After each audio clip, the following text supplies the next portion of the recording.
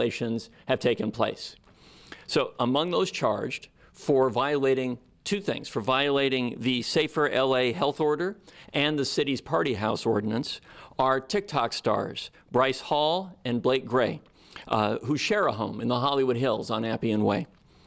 We allege these hosts have been incredibly irresponsible, with a highly infectious disease spreading and parties banned because of it, and we allege they violated the law. These parties can be really out-of-control nightclubs.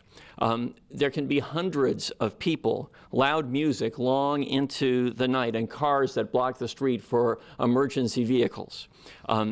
We allege that in many cases, these parties and the party houses associated with them have hijacked the quality of life for neighbors in the affected communities.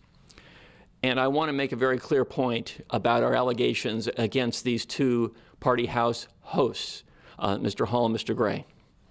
If you have a combined 19 million followers on TikTok in the middle of a public health crisis, you should be modeling great behavior, best practices for all of us, rather than brazenly violating the law and then posting videos about it, as we allege happened here. Let me describe the allegations in a little more detail. We allege that on Saturday night, August 8th of this year, LAPD officers responded to a complaint call about a party in the Hollywood Hills at a home shared by Hall and Gray. We allege that officers arrived at the scene and issued a warning that the parties are prohibited under LA's Safer LA order.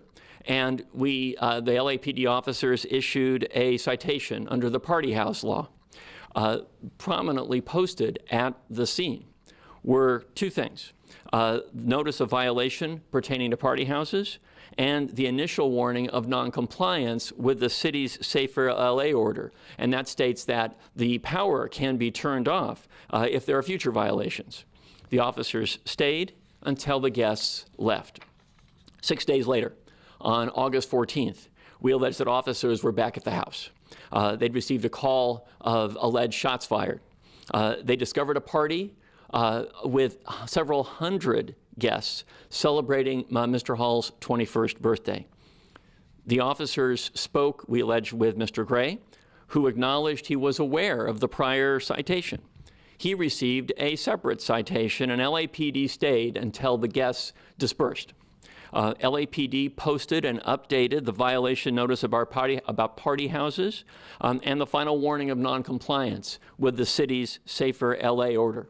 They didn't find any evidence of a gun.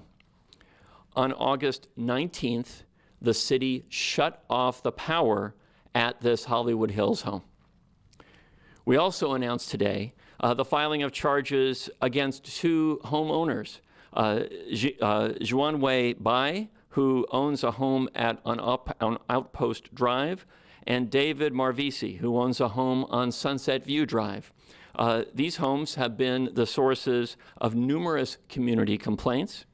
Both owners have received multiple citations for violating the city's party house ordinance, and both owners had received a warning letter from our office about potential prosecution.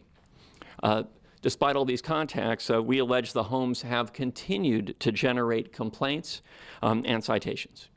The penalties in these cases can be up to 1 year in jail and a couple $1,000 fine. I want to thank members of our team who have continued to work diligently on an array of very significant public safety and health issues, including issues relating to party houses in the midst of this pandemic. Arturo Martinez, Ayelet Feynman, Tamar Galatzin, and Ethan Weaver, who is the neighborhood prosecutor for the Hollywood Hills area and is particularly to be commended for his focus on the issues that I'm highlighting today. As always, I want to thank our partners at LA City View, Channel 35, for always being here to enable us to communicate with the public. And I want to thank Arlene Narvaez, who is our translator today, who has to thank herself by signing, which I appreciate, Arlene. So now I'm going to say a few words in Spanish, and then I'm happy to take questions. If you are a member of the press and wish to have a question answered, please direct it to Rob Wilcox, who will then convey those questions to me. Ahora en español. Las casas de fiesta durante esta pandemia no son solo fuentes de ruido, problemas de estacionamiento y basura. Son un problema de salud y seguridad pública. Las casas de fiesta, a veces reuniones de cientos de personas, son posibles eventos de superpropagación del COVID-19. Hoy anunció que mi oficina está presentando cargos criminales contra 2 anfitriones y 2 propietarios cuyas megafiestas han sido fuentes de indignación por parte de los vecinos. Entre los acusados de violar la Orden de Salud Safer LA Health y la Ordenanza de las Casas de Fiesta de la Ciudad, se encuentran las estrellas de TikTok, Bryce Hall y Blake Gray, que comparten una casa en Hollywood Hills. Los anfitriones no solo son increíblemente irresponsables con una enfermedad altamente infecciosa y las fiestas prohibidos debido a eso, alegamos están violando la ley. Now I'm happy, Rob, to take questions, if there are any, from members of the press. Our first questions come from Fox 11's Phil Schuman. Great. Hi, Phil. Is this a deterrent? I certainly hope it is. I mean, you know, it's one thing to feel as though you can, with impunity, hold parties in the hillsides and elsewhere that are designed to attract hundreds of people and not really care much about whether these are super spreader moments. It's another thing to know that we are going to be vigilant, working with our partners at LAPD and with the communities that are affected, because it isn't just the party house itself that's affected. These individuals who attend your parties could leave and spread them to siblings, to parents, to grandparents, to coworkers, to others in the public. We are very much on the right track, finally, in LA County in driving down the curve. These super spreader parties cannot prevent us from making progress. Everyone's health in our community depends on our remaining vigilant. And so, yes, I'm hopeful this will deter others, because a criminal prosecution, in addition to a citation, could easily follow. Again, from Phil Schuman, haven't you gone through the same exercise in previous years? What is new or different this time? Well, for one thing, I think there is heightened awareness by everyone in the communities affected that there will be follow-through. Yes, previously we have been successful in enforcing the city's party house ordinance, but the stakes are much higher this time.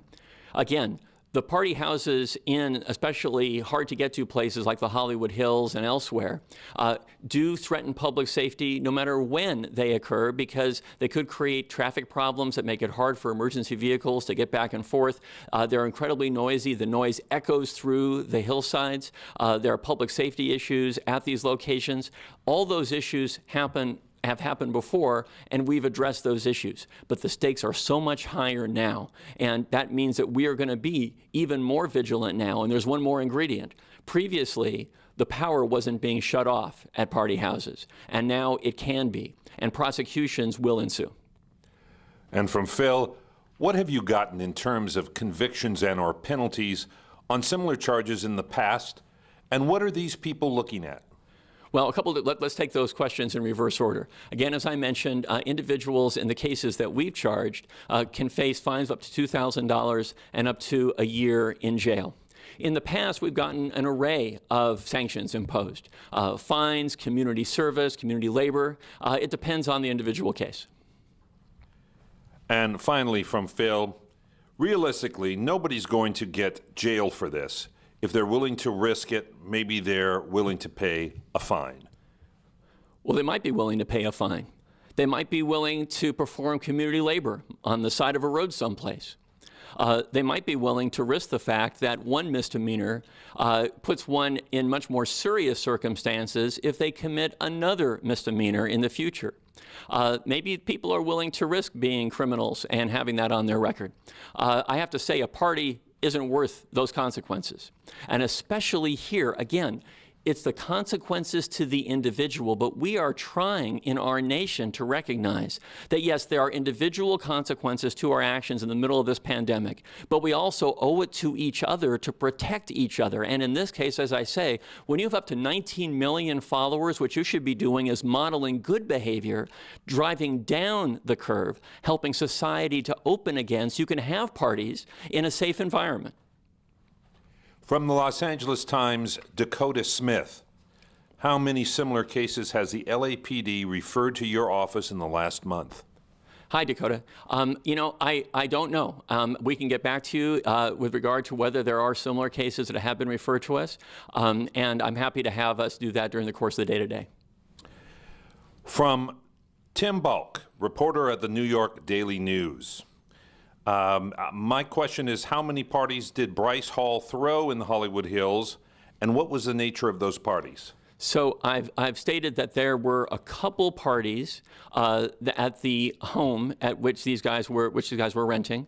One was on August 8th of this year, and one was on August 14th of this year. What I know about the nature of those parties, as I've stated, is this: that at August 8th, officers arrived at the scene following complaints. I don't know how many people attended that event. I believe officers viewed a dozen or 24 people or more leaving the house. They stayed until the house, the party had ended and the house was vacated. On August 14th, officers returned to the home. I believe that was for Mr. Hall's 21st birthday, and observed hundreds of people at that location, and again remained until the party had completely dispersed. And this is from Steve Gregory, national correspondent for iHeart Media. If the stakes are so high, why are there so many warnings issued? Shouldn't there be a zero-tolerance approach? So it's a good question. Under the city's law as it exists now, the tools we have are these. We have the ability to, we have the citations and the ability to pursue prosecutions if we believe, even in the first instance, that that's a necessary step to take. With regard to the warnings that are ascribed to the Mayor's Safer at Home ordinance, Safer LA ordinance, you have to recognize that one of the consequences of violating that ordinance now can be the shutting off of power. And so there is a warning issued to assure the property owner is aware of the consequences, because that's a pretty severe consequence to have no power at your home. We'll continue to work with our partners in the mayor's office and on the city council. If the laws need to be toughened, I'm certainly open to doing that, because as I say, the stakes are in fact very high right now. But again, if there are other parties at which officers have to arrive with hundreds of guests, potential super spreader events, our office is going to take that extremely seriously, as these cases indicate. The Associated Press's Stephanie Dazio. Have any COVID-19 cases been linked to the TikTok house parties?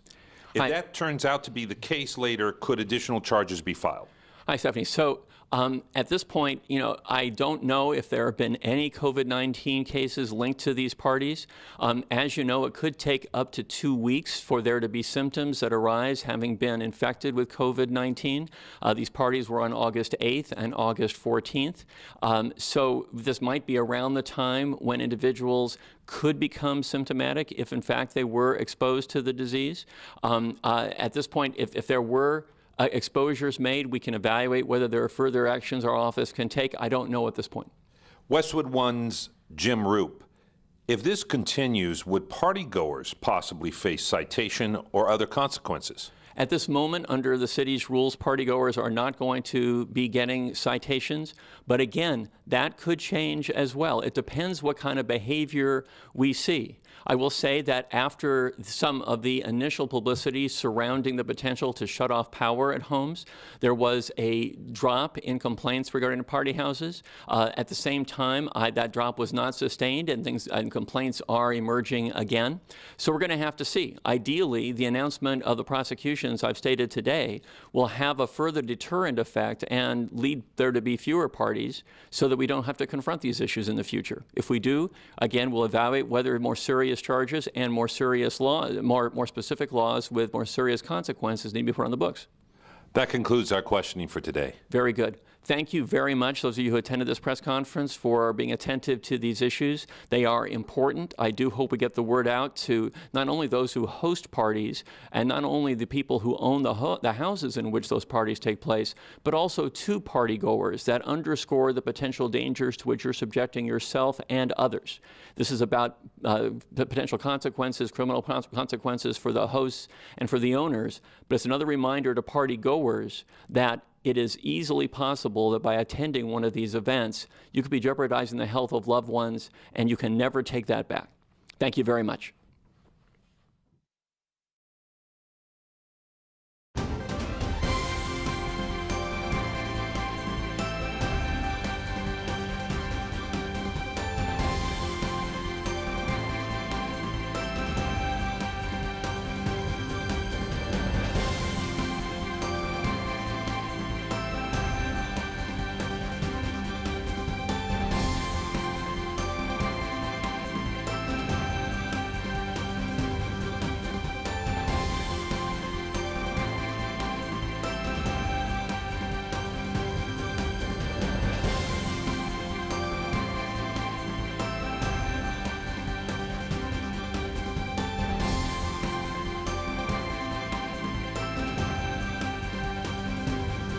COVID-19 pandemic, everyday civilian city employees were deployed and activated as disaster service workers. Being a district worker, I think, is just like one of the best things that you can ever do, because you're given an opportunity to help somebody less fortunate than yourself. Simple fact of having the interaction with the homeless and seeing the hope in their eyes